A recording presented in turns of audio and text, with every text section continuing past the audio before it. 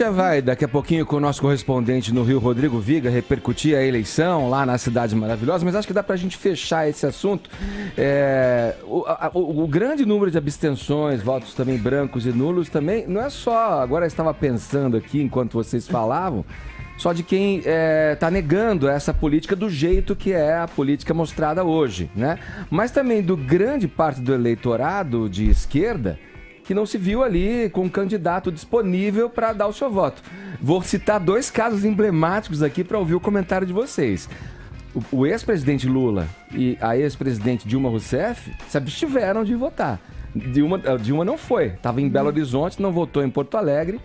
E o Lula não saiu de casa para votar no candidato. Ele vota em São Bernardo. Não saiu de casa também, né? 2 abstenções bem emblemáticas aí, né? Acho que aí é muito além de abstenção. Finalmente criaram amor próprio, porque aparecer em público a essa altura do campeonato seria muito difícil para ambos. Muito difícil. Acho que vai além da abstenção. Resolveram criar amor próprio. Vamos lá, Rio de Janeiro agora. Nosso correspondente Rodrigo Viga repercute com a gente aqui a disputa entre os Marcelos. Nessa disputa de Marcelos, o Crivella é que acabou se dando melhor. O Crivella, candidato pelo PRB, venceu o Freixo do PSOL por 59,4% dos votos válidos a 40,6% dos votos válidos do Rio de Janeiro. Ô Viga, muito bom dia. Na tua opinião, o que fez o Crivella superar aí a rejeição que ele teve sempre acompanhando sua trajetória política aí no Rio de Janeiro? Bom dia. Bom dia, irmãos e irmãs. Tudo bem? Eu ouvi aleluia. Falei aleluia. Bota o copo aí em cima. Deu o bispo licenciado, né, companheiro? Ô Edgar, desde que a gente conversou mais cedo sobre essa pauta, eu continuo me questionando aqui e tudo bem, ele tentou a Prefeitura do Rio de Janeiro 2 oportunidades e foi derrotado, o Marcelo Crivella, senador da República, e tentou 2 vezes o governo do Estado, também foi derrotado, perfeito?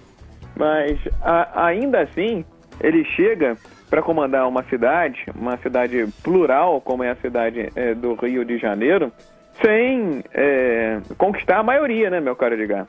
Enfim, e esse é o grande desafio do Marcelo Crivella e seria também do outro Marcelo, o Marcelo Freixo, porque já estava escrito pelo que se desenhou no primeiro turno e que as pessoas não estariam satisfeitas com o segundo turno com esses 2 personagens. Foi uma eleição muito sectária, vamos dizer assim, né?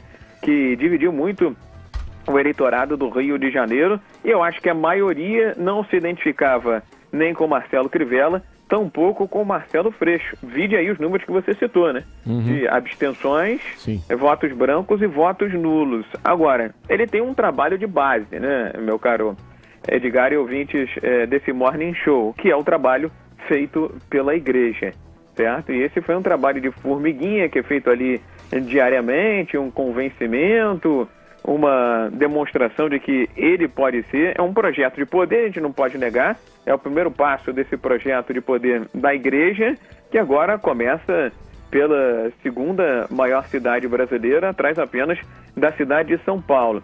Tem um detalhe importante também, segundo cálculos aí dos especialistas, são adeptos dessa religião, ou seja, tem algum já tipo de identificação com o Marcelo Crivella, com a força do poder da igreja, seja ele o poder religioso, seja ele o poder financeiro, e com a força também dos meios de comunicação, especificamente aí, os meios ligados à igreja, eu acho que ele encontrou nessa eleição de 2016 a oportunidade e acabou conseguindo ser eleito prefeito da cidade do Rio de Janeiro. Mas não vai ser tarefa fácil não, viu, meu caro Edgar? Por esses números aí que você citou das abstenções brancos e nulos e também pela alta rejeição que ele continua tendo.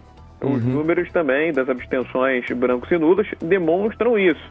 Além disso, o Marcelo Crivella vai ter de acomodar muita gente que bandeou para o lado dele nesse segundo turno das eleições, não querendo ter Marcelo Freixo no comando da cidade do Rio de Janeiro. Muitos candidatos derrotados no primeiro turno, Índio da Costa, Carlos Osório, nitidamente candidatos de centro-direita, e o Flávio Bolsonaro, que é de extrema-direita, estavam com Marcelo Crivella. Isso sem falar em nomes bastante polêmicos, como o Rodrigo Bertolin, que era um ex-aliado do prefeito Eduardo Paes, aquele que a ex-mulher colocou a boca no trombone, ele está respondendo uma série de processos aí na justiça, e a família Garotinho. Quanto aos números ainda, que eu acho bastante expressivos e recorde de abstenções, brancos e nulos somados, mais de 2 milhões de votos, um detalhe importante que precisa ser dito também, viu, meu caro Edgar? Tem a questão da rejeição majoritariamente, mas o cadastro aqui do Rio de Janeiro tem a impressão que está bastante defasado. O cadastro do TRE do Rio de Janeiro, que remonta a data de anos e anos atrás, mas de qualquer maneira, se ele fosse atualizado, ainda assim teríamos uma votação expressiva. Acho que o desafio do Crivella é muito grande, mas a gente tem que fazer uma seguinte ressalva para fechar, Edgar. É um político esperto, é um político experiente, quilometrado, com cancha, com tarimba. É senador da República desde 2002 para 2003. Foi ministro da Pesca de Dilma Rousseff de 2002 a 2012. 2012, melhor dizendo, a 2014. E ainda assim votou pelo impeachment da Dilma Rousseff a posteriori no Senado Federal. É muito articulado, é muito habilidoso.